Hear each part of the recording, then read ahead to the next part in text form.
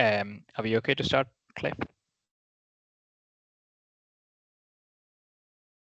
You're sharing the screen, by the way. All right. Okay, we're good. Yeah. The stream is working. We're all good to go. Yeah.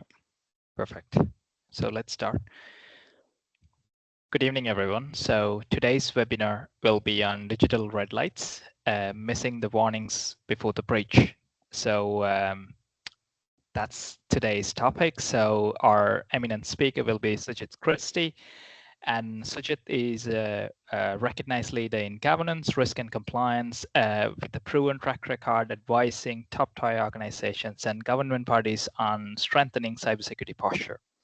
He serves as a CISO, cybersecurity advisor, and consultant to one of the top 10 global accounting firms supporting diverse and industries in their risk mitigation and compliance strategies. Sujit also a cybersecurity and privacy expert, and he's advising on the ISC2 APAC region. We are warmly welcoming you, Sujit, to today's discussion. Over to you. Thank you, Inesh, for the warm welcome. And I consider this an honor to be part of this webinar. And first and foremost, I want to thank the leadership team, the chapter leaders of the Ireland chapter. Many congratulations on becoming an official chapter, and also inviting me to be, part of this discussion. And I also see a lot of my friends who have joined from different parts of the world. Thank you for making time. And some of you are in the IST time zone. It's probably close to bedtime. Thank you for being here. I appreciate it. And let me get the slides up so that we can keep the ball rolling.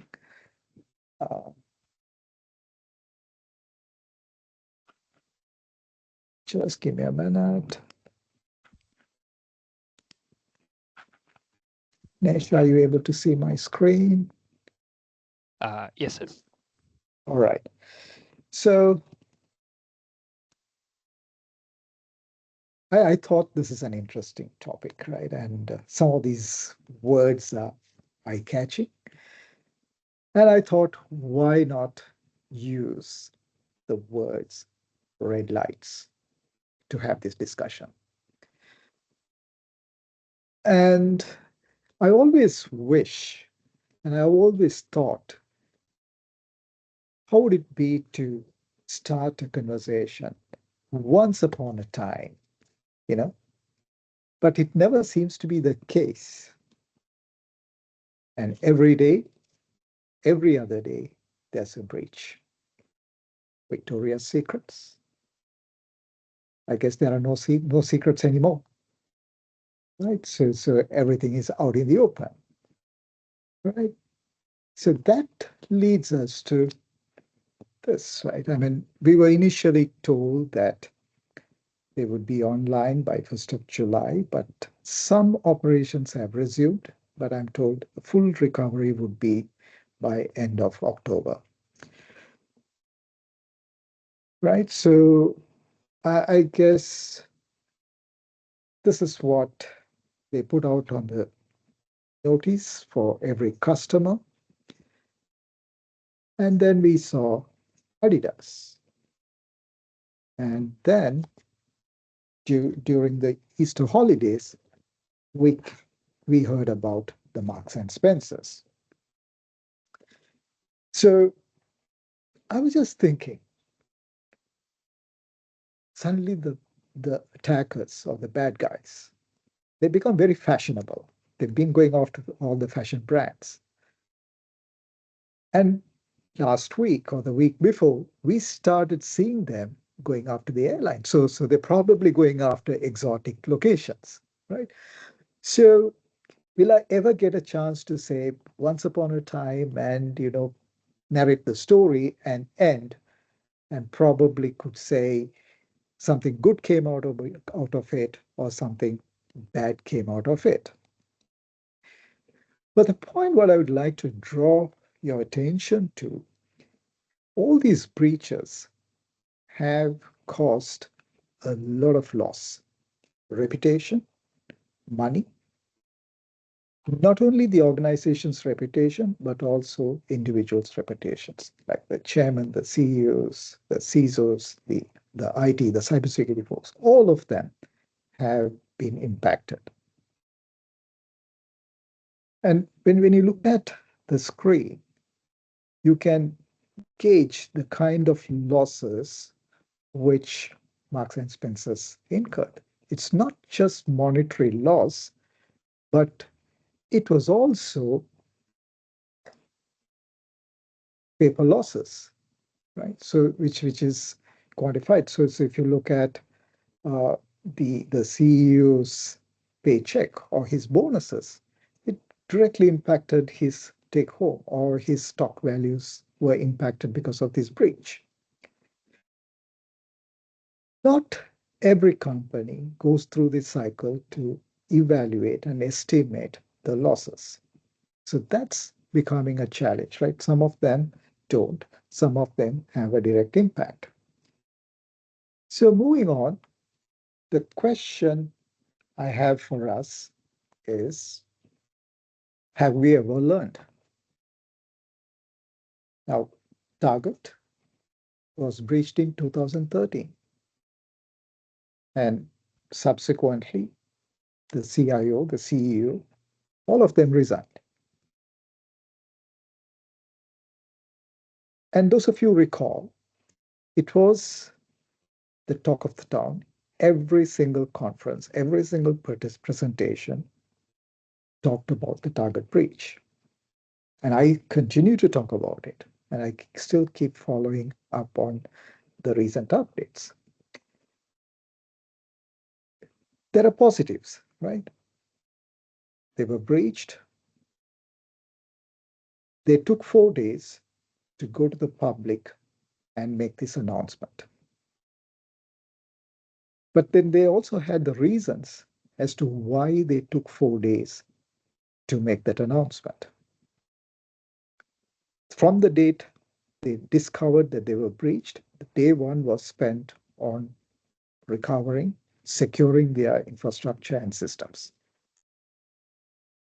Going on to ensuring that when they make the announcement, when the customers come to shop, that they are absolutely secure so that they don't have to worry about shopping at Target.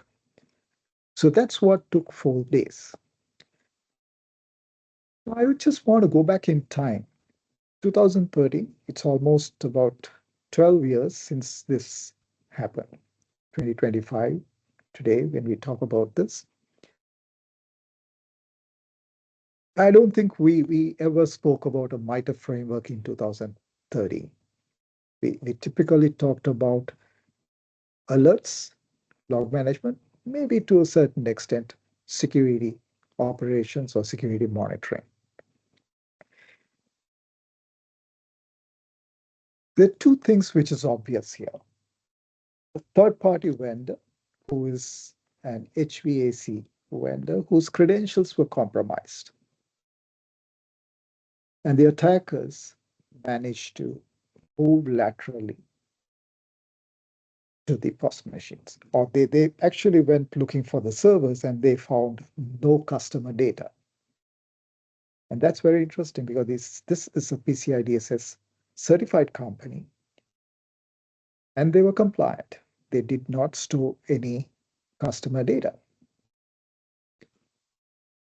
So their next target was the POS machines. So the attackers installed a malware and they were able to read the card holder's data, save it and exfiltrate it, which they did it for nearly 2 months, from November to December 15th. So that's the estimate. That's what we are guessing happened. Now I'd like to open the floor.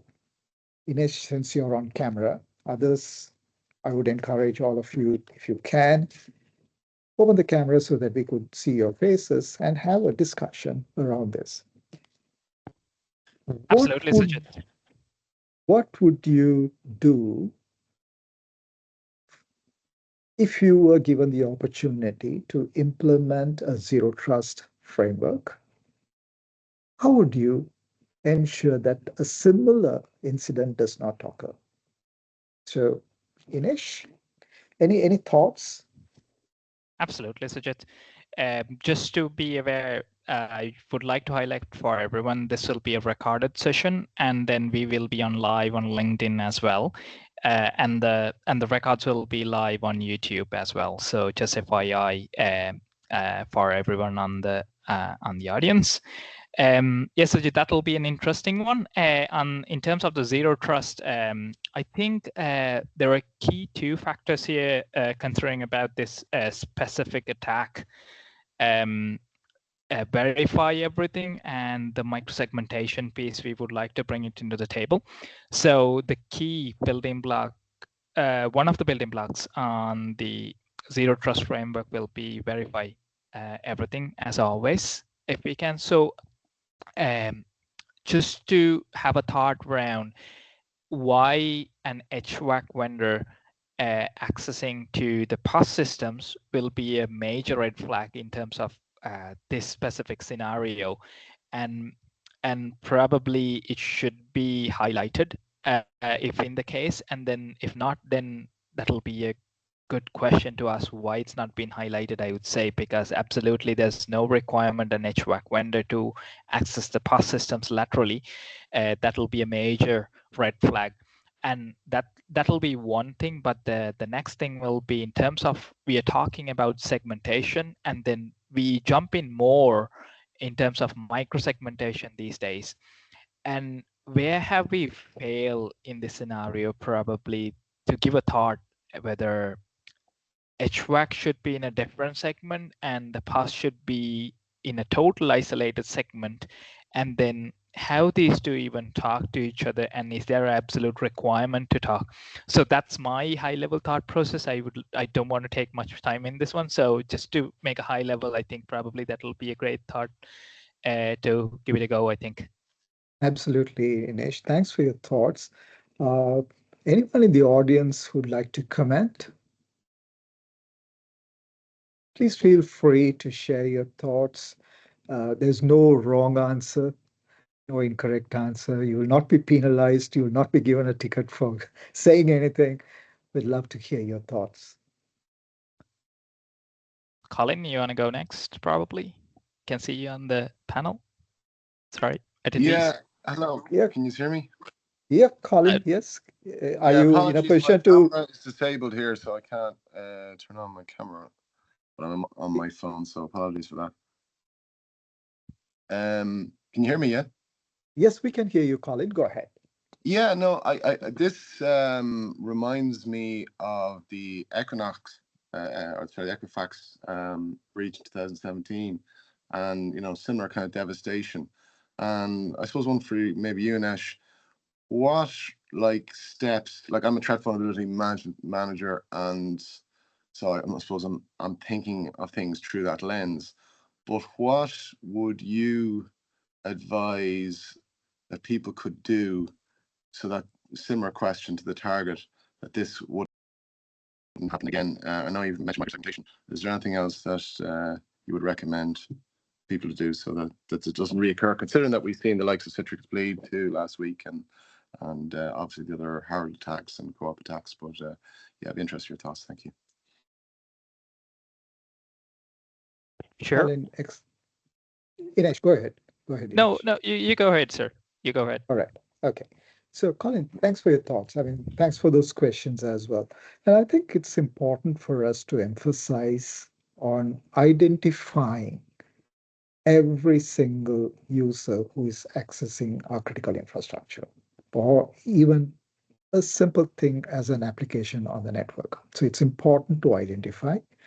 It is also important to ensure there is multi-factor authentication enabled.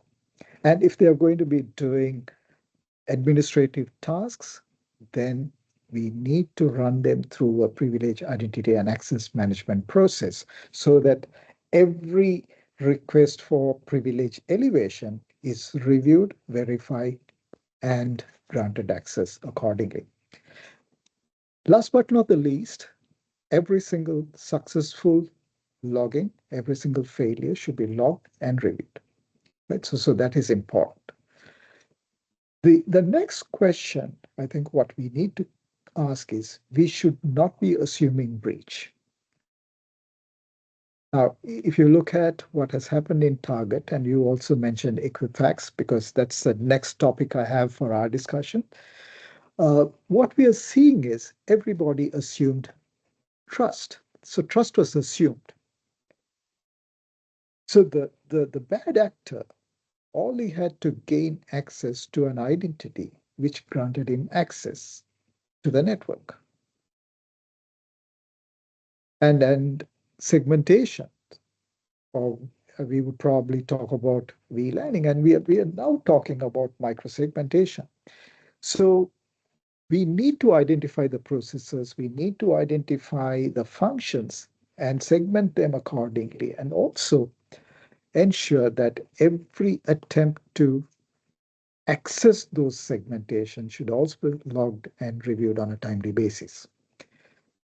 Now, in Target's case, all POS systems should have been isolated. Only people with need to know, need to do should have been granted access to. And there should have been a mechanism to look at lateral movement. But I also recall there were alerts. FireEye IDS systems had triggered alerts for the malware infections or installation of malware. But somewhere the humans, maybe they were overwhelmed, or they kind of assumed trust and treated it as a normal thing to be on the network. And that led to the breach. Yeah. Colin, any thoughts you would want to add to what I said? No, I think you're bang on. I think their mean time to detection and their mean time to resolution was a major factor. So that's something to consider, I suppose. But everything else you said is bang on. Thank you very much. Sure. Thank you, Colin. Thank you. So, Inesh, moving on. MITRE framework is very, very popular these days. Like you have any technical conversation, any security conversation, there is no conversation without the word MITRE being mentioned. So I'm again asking Colin and Inesh to comment. How would you incorporate MITRE into a platform such as Target and ensure that breaches can be detected early? Absolutely, Sujit. Colin, do you want to go first, or? No, go ahead. Go ahead. I'll follow. No problem. In terms of the tactics, techniques, and procedures, I think, Sujit, that's one of the key elements that we need to focus on, identifying the adversaries, and then which adversary is active in our network will be a key critical component. So when it comes to this specific scenario, so the initial access, the tactic will be the vendor login, and it's a valid account compromise, right? So it'll be a specific tactic will be mapped across the different, the thousands of millions of tactics within the MITRE. And probably if we go further down the line, we can see the lateral movement. That will be a specific technique which they have used. And then afterwards, what will be the collection mechanisms? They might be using different tools. And during the exfiltration, there might be specific IOCs which already been popped in, or BIOCs, or behavioral indication of compromises, will be already there. So I think these all elements, including the TTPs, have been missed in somewhere or lost in some analysis. So that's one of the key things, I think, the learnings from this specific attack that we can bring it into the table. And in terms of the hunting, I think probably Colin can add more in terms of the hunting capabilities, what we can bring into the table. If the adversaries are being known and we know the DNAs, let's say a specific threat actor is active in your organization, you can identify those adversaries, and then the specific IOCs can be hunt down, meaning you can initiate the hunting queries for, let's say, it can be KQL or any other query. You can focus, and then you can hunt down using different tools and mechanisms that you have on your ground. That will be my take on this one. Probably over to you, Colin, to add more. Okay, that's hard to follow. Yeah, look, it all comes down to, I like to break it down in a kind of simple format. You know, I like the analogy of a building having burglar alarms and having sensors and having cameras. And, you know, sometimes you can have too much in one area and then you can have too little in another area. So you have to start at the basics. And sorry, a bit of background noise here. 1 second.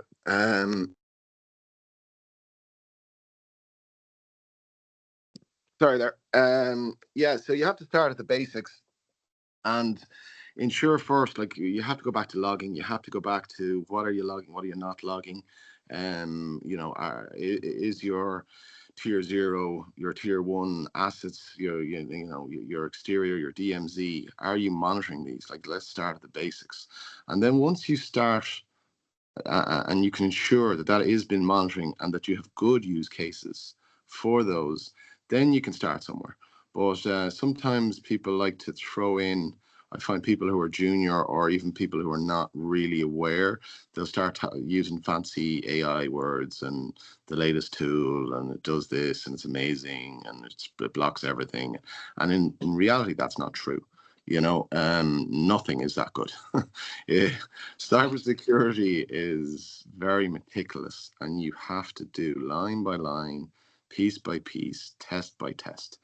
And I would start there. And then once you know, and you know, through your testing, that these use cases fire and that you have a active response, then you can kind of really start mapping the MITRE ATT&CK framework onto your whole program, you know, whether it be, it doesn't matter what part of the MITRE ATT&CK framework, but ultimately you have to be able to say, okay, I will be able to detect this, and these set of systems are now, we feel secure because we've tested that.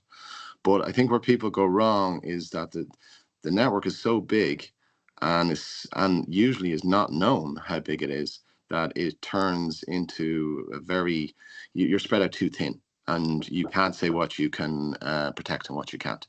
So that's my view on it. Sorry, that's a bit high level. Sorry if somebody coming to my door here, locking up here in a minute. Thank you, Colin, for that thought. I'd like to add one specific point: exfiltration of data. So again, we are talking about behavior here, right? So a behavior at a network layer.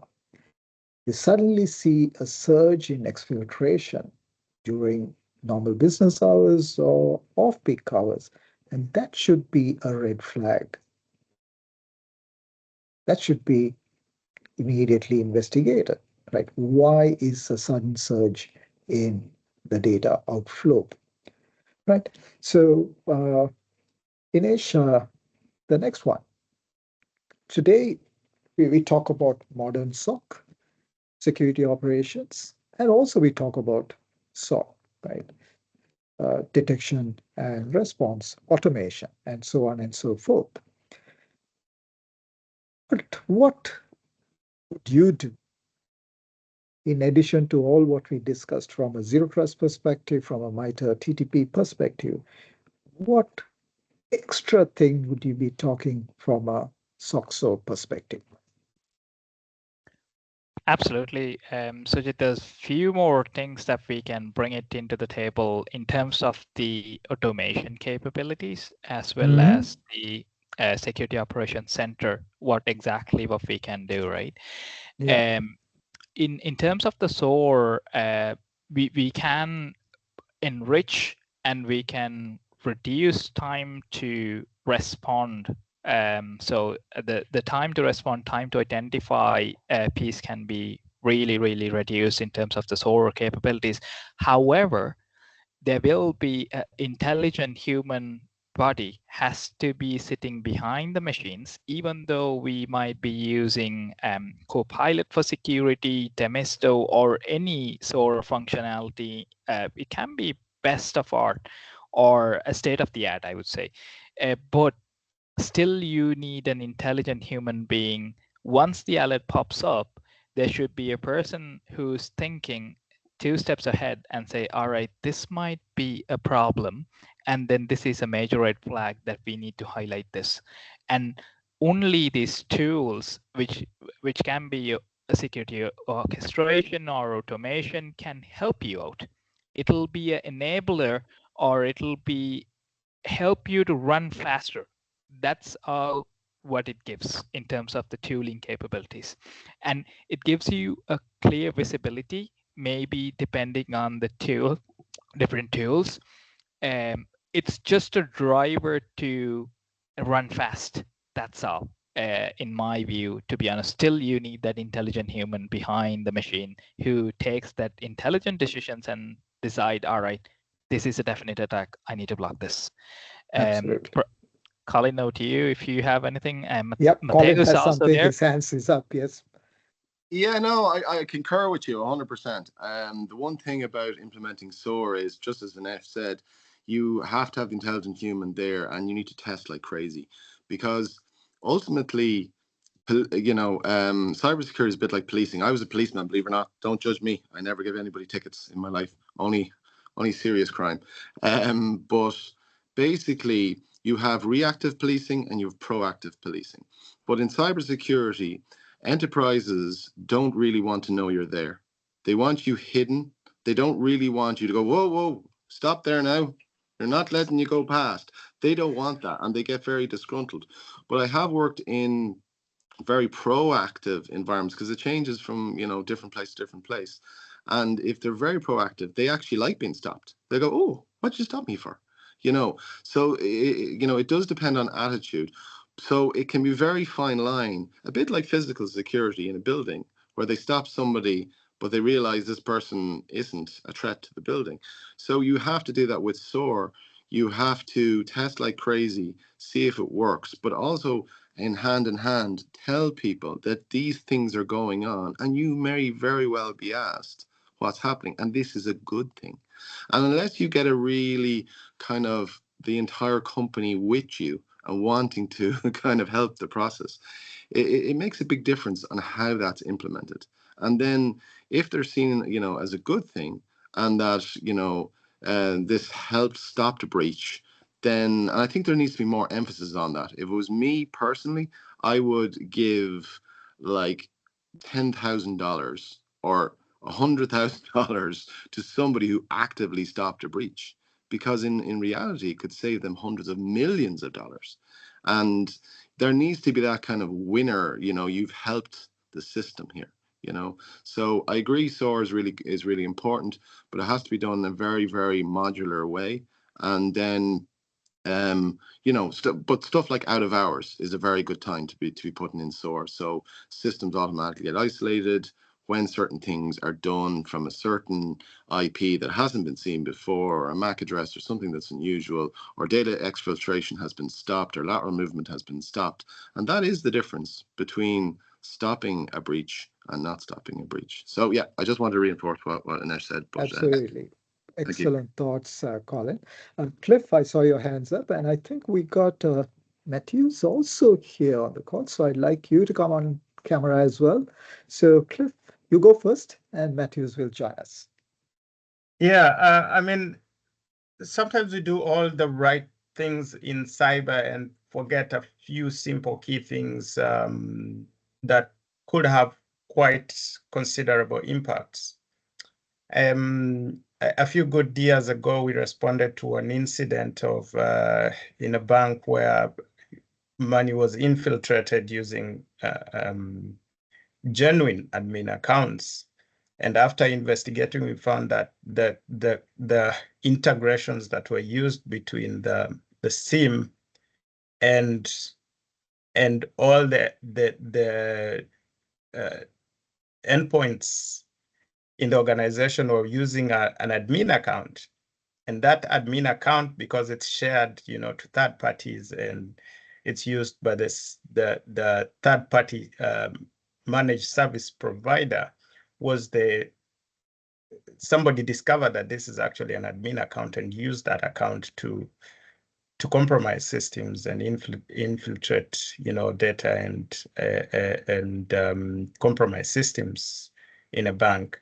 So just at the intersection of the SIM, the network, and credentials discussion is, as much as we're doing the right thing, monitoring at the right time and doing that, we also have to ensure that we are doing them based on best practices, because sometimes you could have all these things put in, but they've not been properly put in based on best practices. Yeah. Absolutely, Cliff. Matthews, can we have you on camera? Yeah. Hi. Nice Okay. to meet you, first of all. I was Yeah. trying to switch on my camera for a while, but it's just not working properly. I'm trying to do this for a while now. Inesh and Cliff. Yeah, I mean, I've seen, Access I can see that denied. I can see that notification. So it was enabled for me, but when I click on it, nothing is just happening. So maybe later on, I will just try to rejoin the Sure. meeting. Yeah, just want to say that you're all guys very knowledgeable, obviously, and I'm glad to be part of this very informative meeting. I don't really have as much experience as the guys have, but in my opinion, it's one of the critical aspects would be to secure our endpoints properly. For example, when it comes to Intune, we can use that power of the Intune software to secure our devices by enforcing certain compliance policy for those devices.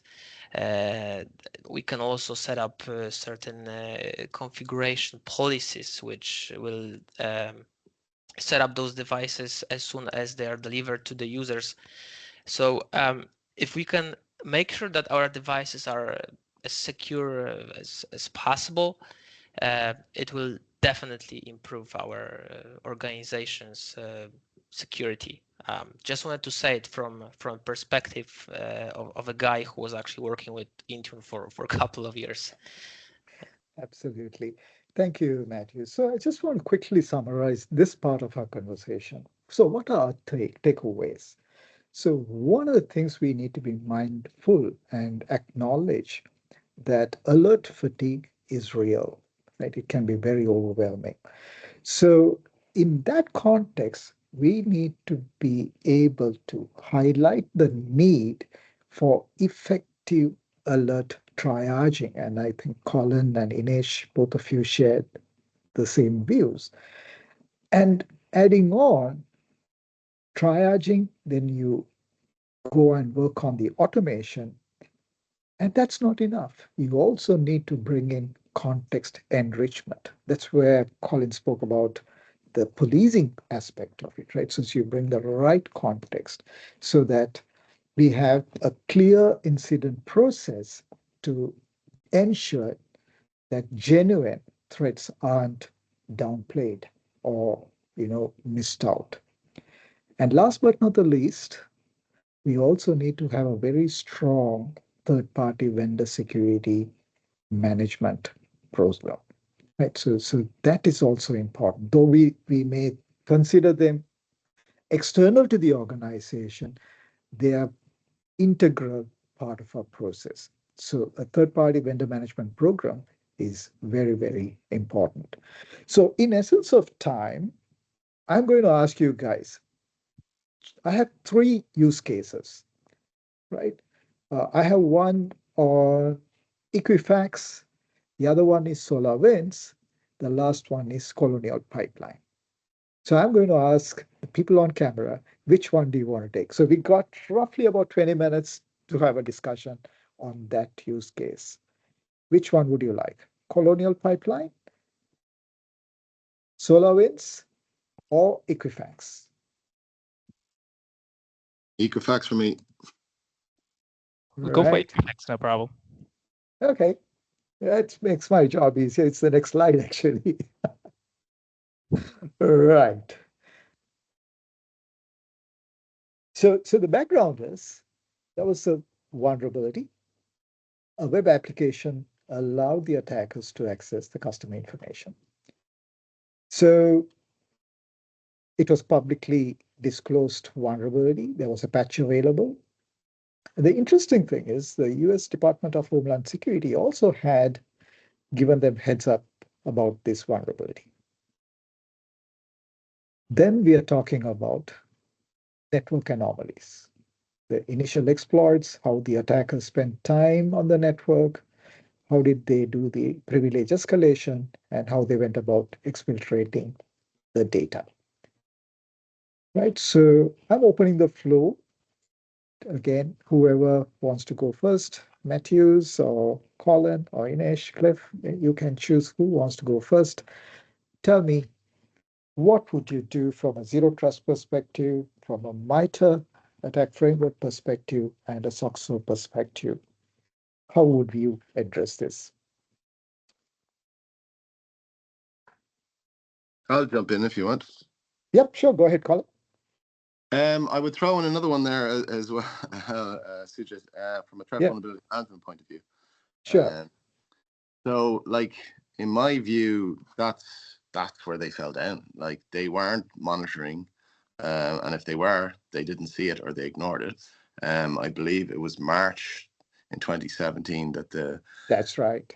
They were noted. The actual vulnerability was notified, and then they didn't act until May. So there's something like 78 days, I think it was, before they actually seen it, and then it was nearly 40 days before they patched it. So a very, very slow response, which shows that they didn't. Not only did they not see it, and this is where most companies fall down. As you said, there's alert fatigue. There's also vulnerability fatigue, because you can have 20, 50,000 plus vulnerabilities in any system, potentially hundreds of thousands. So you have to start to tier things and put them in terms of risk. This is absolutely essential. So first of all, but what's the most difficult, and what I always, if you want to ruin an IT manager's day, like if you want to go to a party and ruin his day, just ask him how many assets he has. Because it's the elephant in the room. Nobody wants to talk about it. They're like, oh, we have, oh, yeah, but do you? And, there's that meme going around. The IT guys say it's this, the database guys say it's this, the cybersecurity guys say it's this. And that's the reality. And that's not really taken seriously until something happens. But if you're being very proactive, and I'm not sure if anybody's on this call that's not in cybersecurity, if you want to stop a breach, you should take that really seriously. And what can happen in companies is that instead of IT taking it on, and sometimes you get politics in there, they're like, they don't want to for people to know how much they're looking after. But IT security, again, let's go back to our minding our buildings and our burglar scenario. If you're going in and you don't know how many buildings you have, well, how in the heck can you mind them and monitor them and respond to them? So so that's the first thing. So back to the actual, the breach and what they could have done. If they had monitoring set up, if they knew that was vulnerable, they would have patched it, they would have remediated it, and then they would have security hardened it so that it couldn't be breached.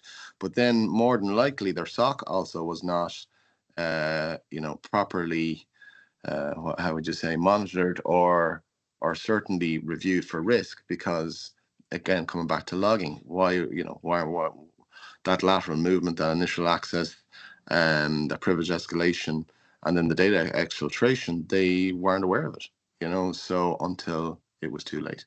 So all of those things would have been steps that they could have done to prevent the attack. And, even encryption at rest, even, cleaning up their data, where was it?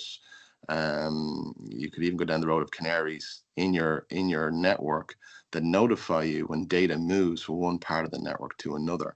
But definitely, your privileged access, users, knowing when they're doing stuff they shouldn't be doing. But there's that balance, as I said, for management and everybody to be in on it, so that if you do get alerted and you say, hey, Johnny, that's over the IT or whatever, was that you, that they don't get annoyed, because there's that balance. So sorry, a bit of a long-winded answer, but that's my view. No, I think you had a lot of good things to share, even though it was long. It was important to hear that part of the story. Thank you, Colin. Cliff? Yeah, so I think looking at this from the very beginning of the very foundations of a proper cybersecurity program is that you would start by, knowing what assets you have, as Colin is saying. Do I know all the assets in my estate? Am I properly monitoring them? Have I, categorized them according to the criticality that they have to the organization and the data that they hold? And then moving from that and saying now, these are the vulnerabilities I have. How critical are my assets? How many resources do I have to address this? Can I prioritize and start with what is most, most critical to the organization? Like really in a proper organization, you'd get probably tens of thousands or hundreds of thousands of vulnerabilities if you properly scanned your environment. And it's not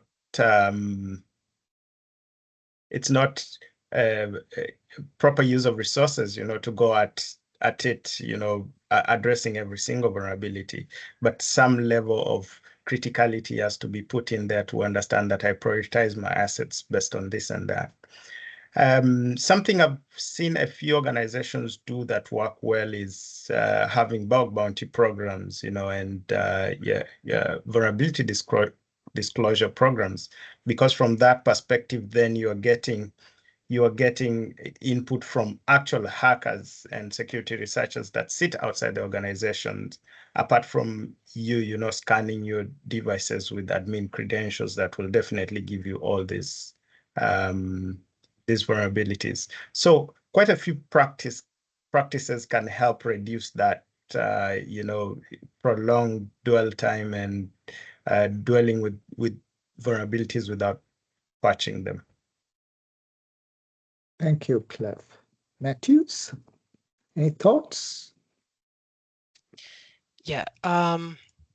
So just want to say something from a perspective of zero trust, basically, because it's one of the most important aspects when it comes to cyber security, obviously.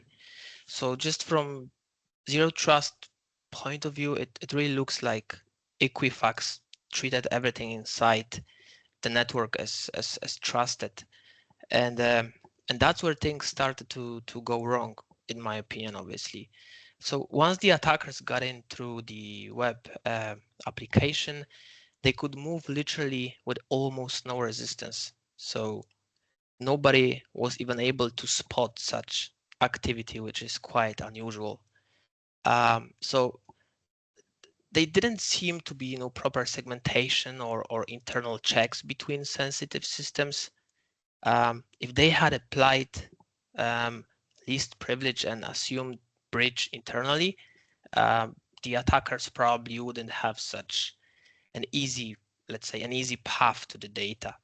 So this actually really highlights why zero trust policy is so important, and it's one of the most important factors when it comes to cybersecurity, alongside with the privilege of least privilege, of course. Absolutely. And Matthews, I'd like to add your previous comment, the device posture. While you spoke about user endpoints, here we are talking about an endpoint, which is a server. The posture is also important, whether the compliance levels are maintained at all times, right? So I guess a good patch management or vulnerability management program is very, very important. Yep. Inesh? Yep, absolutely, I agree with that. Absolutely. So the few elements that I would like to highlight, I think probably Colin, Cliff, and Mateus all highlighted very important facts over here. In terms of prioritizing the patches, so I think probably Colin brought into the picture about tiering mechanism or tiers, tier 1, tier 2, tier 3 kind of an approach. I think that'll be a good approach as well. In terms of what there's the missing link will be linking it back to the MITRE framework. So then you have a clear visibility on what are your external attack surface management, what you need to do, what web applications or what applications being exposed to the outside. And then according to the vulnerability criticality, you can slice and dice or prioritize a proper patching mechanism for these external vulnerabilities. I would say that's one of the key things that we can focus on as well. In terms of the exfiltration piece, so definitely there should be a C2 or call home server in this case. So when focusing on call home, I think that's one of the key things. Most of the attacks that we have seen in different industries or different industry verticals have been stopped very closely. That'll probably the attack is already inside the network, but then the call home being stopped by some security control. Probably it'll be a DNS control that you have applied, or probably a proxy control that you have applied, or any firewalling mechanism. So you need to be very cautious about the C2 or call homes. So that should be your last stage probably, because you're being compromised, but now the exfiltration is trying to call home and then trying to get downloaded, probably a ransomware maybe, that'll be your end state, or probably it'll be a killerware kind of NotPetya or something like that, so to devastate the whole environment. So those are the two key elements that we should link back to the MITRE framework, I think. In the last point, last but not least, but we should be aware about the user entity behavior as well in terms of what are my users doing. We should have at least some sort of a visibility and the behavior analytics as well. So during this one, so the major red lights can be identified. So if a user which not supposed to act in a different way, but the behavior suddenly change from 5 in the evening to 12 in the night probably. So that'll be a major red flag for us why this user is acting weird. So those kind of a mechanism has to be in place to identify those user behaviors, and probably a regular audit will be highlighting these critical vulnerabilities as well. So I think the regular auditing will be embedded into the organization DNA. That'll highlight all the key failures, maybe if you have any sort of open doors in terms of the vulnerability posture, so that'll help us to close it out. That's my view on it. Yeah, absolutely. So I'd like to add one more point to all what you have shared. I think regular audits for the patch status and also configurations. Those are also important. And going back to our previous conversation where we talked about threat hunting, so it's applicable here as well. So we need to have a process in play to hunt and identify any in real time. Colin? Oh, sorry, I didn't want to cut you off. Go ahead, and I can. No, go ahead. Come. Go ahead. No, I agree with you. So again, I'm going to use the policing model. A lot of companies are in a very much a reactive state, and like when you're ringing 999, you're straight to the fire, straight to the problem. You're dealing with the problem. But as we all know, in the NIST framework and others, that your preparation phase is huge, and it's highly underestimated, actually. Very, very you know, I've done a lot of kind of tabletop simulations and war games and whatnot, and if you don't have your preparation phase ready, everything else is out the window. Everybody's in a panic mode, and nobody knows what they're doing. So, like the way I see it is that, you know, in the police, I actually joined kind of specialized units, you know, drugs units and murder investigations and detective teams, and they're proactive, so they're hunting for the person, whereas the uniformed are the reactive. So that's where you want to get your cyber maturity too, and then doing the tabletops and doing regular exercise, you'll get to a stage where you'll be happy-ish when you have a real incident, because you've been training so much. But then you're ready, and then because you've done it so, and that's where most people miss out. And they don't do the training, they don't know what they're doing, they don't know their assets, they don't know the documentation, they don't have a checklist, they're not following any framework. It's just a kind of remember what we done 6 months ago. So, and then that leads into one other piece that we haven't spoke about, which is lessons learned, which is a massively underestimated. And if you don't implement lessons learned on a daily, weekly basis, well, guess what? They're going to keep on happening and keep on happening. And eventually, because our goal as cybersecurity specialists is to actually get rid of the noise. And we all mentioned this fatigue, alert fatigue, and vulnerability fatigue. And when we get rid of that noise, using tiering or getting down to specifics to the highest risk, and then getting our use cases fine-tuned, now we have a very good system to alert, respond quickly, get to the incident triage. But that for me is absolutely key. And that's how you stop. And I have been involved in breaches where it's been stopped midway and no exfiltration happened. And that's, that's the goal. So sorry, I'm going off a little bit off point, but I agree with what both you and Anesh have said, and Chris and all the others in my case. So thank you. Colin, I mean, excellent points, excellent observations, right? I mean, how simpler can it be? Like, I mean, we have to make it as simple as possible. The point what I'm trying to draw out from the observations you made is, how do we reduce the dwell time?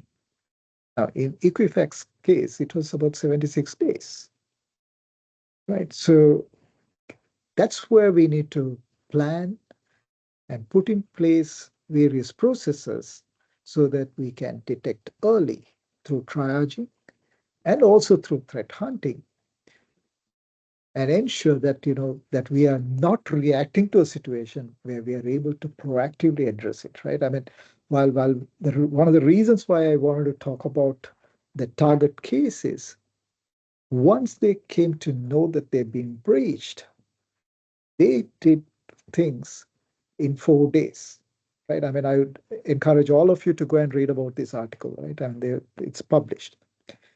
They did day one securing the systems, and 2, 3, and 4, right? So there were specific things they did. And I think those are learnings which we can also apply, right? The best thing to be in is not to get breached, but none of us can say that we've never been breached. Probably if we breached, we do not know that we are breached. Maybe there are no indications.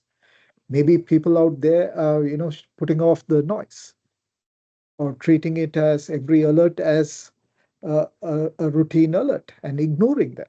So I guess that's where we need to be open about it, have an open conversation about what you see, and maybe draw out from the other person, are we missing out anything? And the question is, can we identify the weakness or any breaches before somebody else identifies and lets us know, right? So we have about 5 minutes, but I want to talk about one specific thing. This is about Colonial Pipeline. Let me go to that slide, but we will not take much time, and I would like to, wrap up. I know it's, post-work for you. Time to go home, I guess. You're caught in between our session and home and dinner, maybe, right? Now, if you look at this one, audits. The auditors have said there were several vulnerabilities or weaknesses in their systems or the infrastructure. But what did the attackers find? Access to a VPN. And where did they find? They found it in the dark web, right? What are your thoughts? What should organizations be doing to overcome a situation or an incident of such stature? Who wants to go first? Right, we have very little time, 30 seconds, all of you, then we wrap. Jump in quickly. Yeah, just like obviously your privileged access, your recording of that, your multi-factor authentication, absolutely ridiculous not to have that implemented. Locking down IP specific, site to site, why would you have that opened? So this comes back to vulnerability scanning on the external as well. Why didn't they know that? And then auditing, as you said. And just on your point on auditing, you should self-audit before the auditors find out stuff on you. And that's proactive, and Absolutely. it needs to be, but it needs to come from the top down. So sorry, that's my time. Thanks. Thank you, Colin. Inesh, you're on screen, so you can go next, and then we call on Cliff and Matthews. Absolutely, Sujit. So there are a few more things that we'd like to highlight apart from what Colin's highlighted. So continuous authentication, absolutely. MFA, you should not trust, or you should not have any trust defined. Trust should be earned as always. So it has to demand for MFA as always. And probably there shouldn't be any sort of a highways or motorways kind of a connectivity open over there, and then there has to be, the motorway has to be there, and then on the motorway has to be strict control policies, has to be governed this traffic.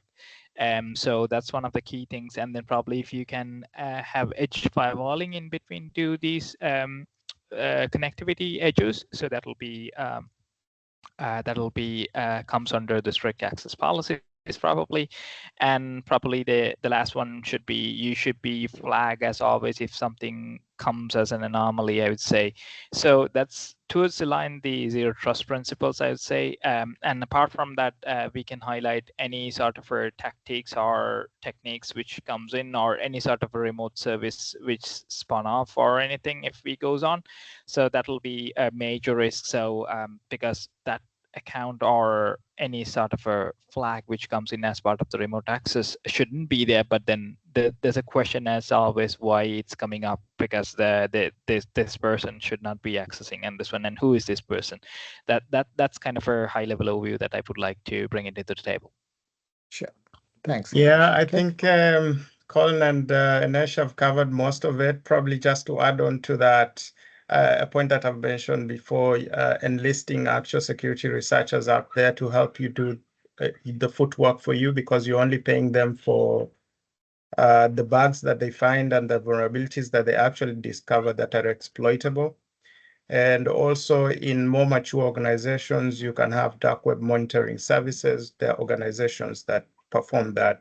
So from an external perspective, you are benefiting from that perspective of having a sort of audit from an external view and from real world security researchers and hackers. Thank you, Cliff. Matthews? Yeah, so one last thought from me, even though I think everything was just explained perfectly by the guys, just wanted to use one terminology, which is conditional access, just as an example. So if a conditional access would be in place here, the attacker wouldn't have been able to log in with the VPN credentials, because we could require things like MFA, and then we could include location-based restrictions or compliant devices. I think this is where conditional access actually shines. So, so even with valid login credentials, the attacker just would, I would say, would have hit the wall. He wouldn't be able to breach the system. Yeah, and everything I have to agree with the guys 100%, because it was just properly explained, in my opinion. Thank you, Matthews. Thank you, gentlemen, for all your thoughts. You made my job much more easier, though I was the keynote speaker, but I liked the way this happened. Unfortunately, we could not take any questions from the audience, but here's what I have for you. You can always send us your question inbox on LinkedIn, or if you have my email ID or Inesh's email ID, you can send it across to us. We'd be more than happy to respond to you. Or we can even think of a follow-up session. If there is sufficient questions, we can even come back and answer each of those questions for you. So that's something which I would like to propose to you. So in closing, I'd like you to take home with you user and account behavior. That's a signal you need to track.